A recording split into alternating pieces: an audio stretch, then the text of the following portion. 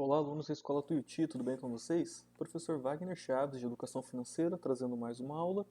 E hoje eu quero falar do valor de uso e valor de troca, tá? Esses são alguns aspectos do nosso dinheiro, da nossa moeda que a gente utiliza no nosso dia a dia, né? O seu valor de uso e o que nós usamos hoje, que é o seu valor de troca, tá? Esse conteúdo também não tem na apostila.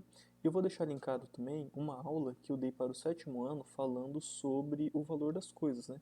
Como que é definido o valor das coisas. Eu já devo ter comentado com vocês alguma coisa a respeito disso, mas assista lá que tem bastante coisa interessante, vocês vão entender melhor o que eu estou falando aqui também, beleza? Então vem comigo. Bom, pessoal, a gente já falei para vocês o que é o dinheiro, né? O dinheiro é qualquer bem, objeto ou registro com registro verificável, né? Então, um imóvel ou ações de uma empresa que eu consigo trocar por um bem, por um serviço e que seja aceito. Então, teoricamente, a gente usa dinheiro para fazer, moedas para fazer essa troca.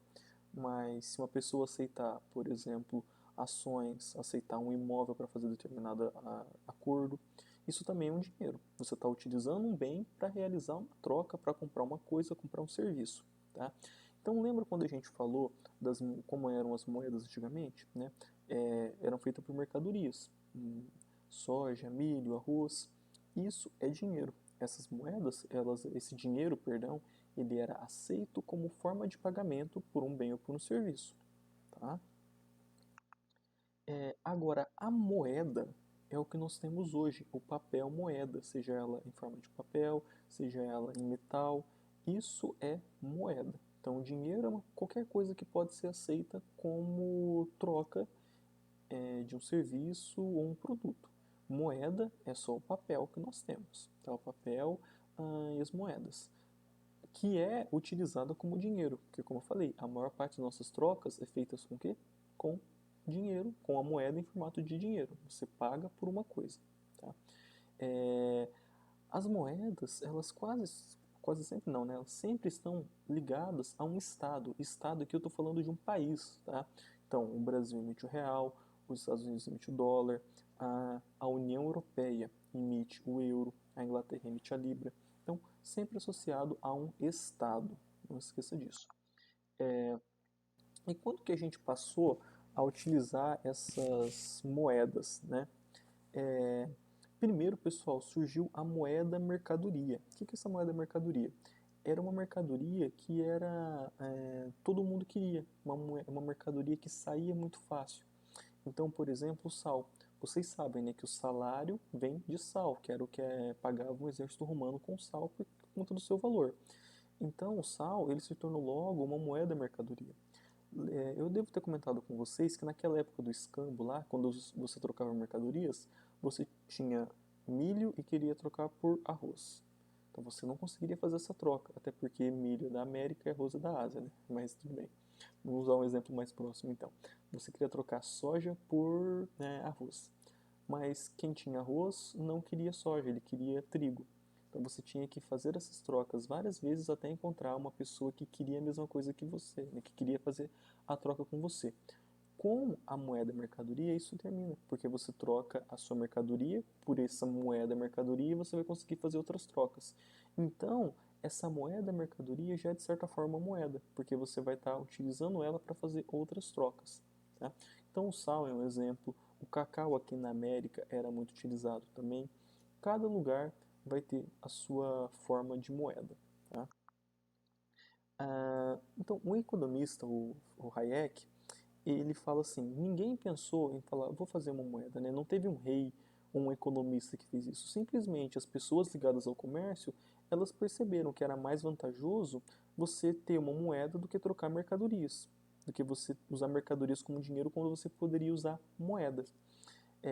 Ele falava inclusive que não é ideal um Estado fazer moeda, que era ideal os agentes da economia fazer. Entretanto, essa atividade é centralizada pelo aquilo que a gente já viu na aula sobre o Banco Central e a Casa da Moeda. Você tem que garantir que o dinheiro que está sendo feito corresponde à riqueza produzida no país, ou lá na antiguidade, né, a moeda que está sendo feita, ela está dentro dos padrões, ela tem uma quantidade exata de ouro, ela vale tanto que ela fala que vale. Tá? Então, mas ele fala assim, a moeda surgiu pelos próprios agentes da economia, que falam, "Não, é mais fácil eu carregar uma moeda do que carregar um saco de mercadoria. Tá?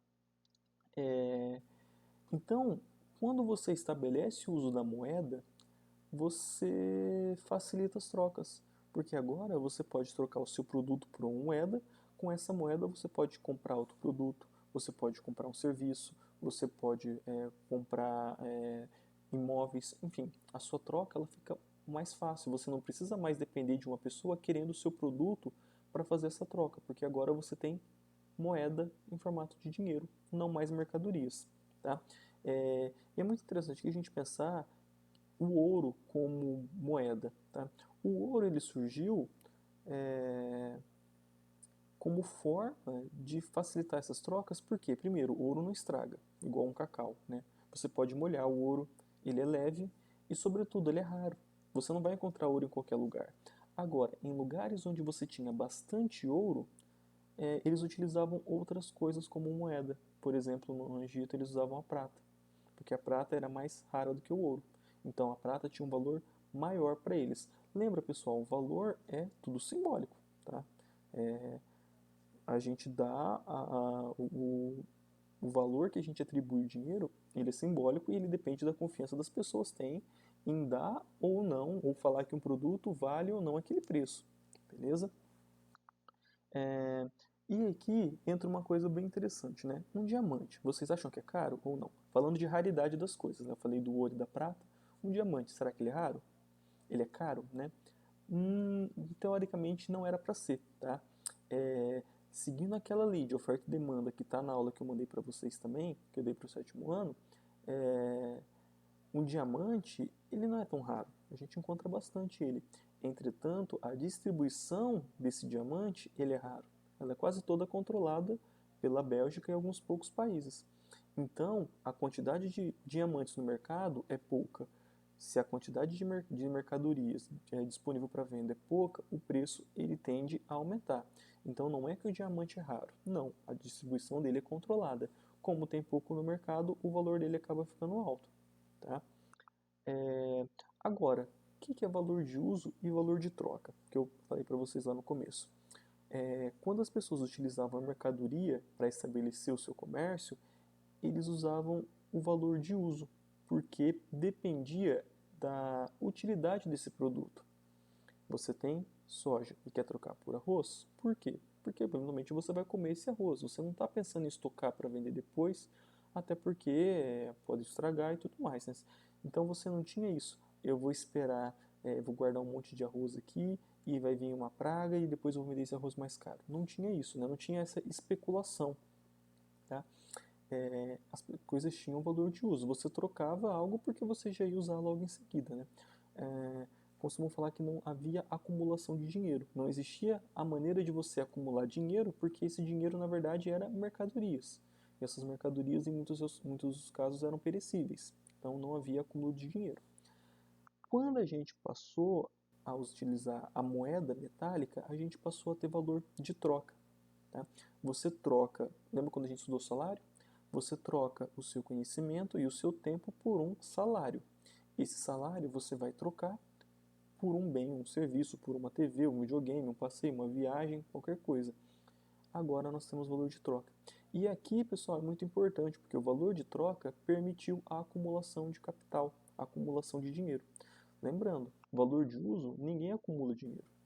O valor de troca, que é a base do sistema capitalista, você consegue acumular dinheiro. Porque você pode, por exemplo, trabalhar mais, gerar excedente. Aqui, se você gera excedente, dificilmente você vai conseguir trocar. Excedente é mais do que você consegue consumir.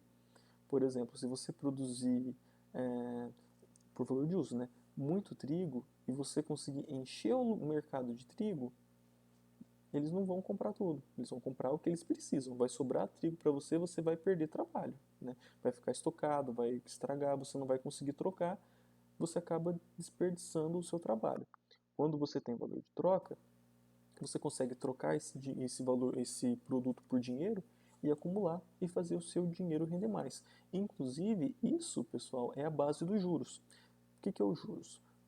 Quando você empresta dinheiro do banco, o banco ele vai te cobrar os juros por esse dinheiro que ele está deixando de utilizar. Ele poderia pegar esse dinheiro e fazer a aplicação para ganhar mais dinheiro, mas não, ele está te emprestando, está realizando uma troca para você. Em troca, ele fala, bom, esse dinheiro que ia render para mim não vai mais render, então em troca você me paga uma quantia em juros, beleza? Bom, pessoal, isso também vai explicar aquela frase, tempo é dinheiro, porque quanto mais qualificado ou específico é um produto, uma profissão, mais caro é o tempo dessa pessoa. Então, quando a gente compara alguns salários, né, por que um médico ganha mais do que um encanador? Porque, bom, ele estudou, ele agregou, ele tem um conhecimento muito específico, ele estudou para isso, e eventualmente isso vai ser cobrado no tempo dele. Então, a hora, quando vocês trabalharem, vocês vão ver, né? Muitas pessoas recebem pela hora, quantidade de hora que eles trabalham. A hora de um médico é muito mais cara do que a hora de um encanador. Então aí, o tempo é dinheiro por conta disso. A hora dele vale mais porque ele é mais qualificado do que um encanador para fazer um determinado tipo de serviço.